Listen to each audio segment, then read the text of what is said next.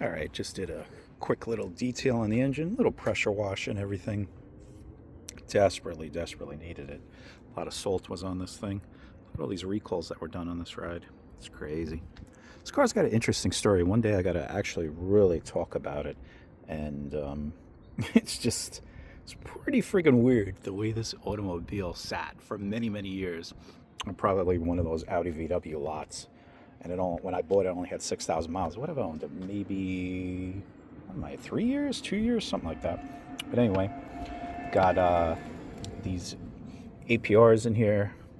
You got the APR downpipe down there. Sometimes you may not see it because I always have it covered up with that S3 valve cover.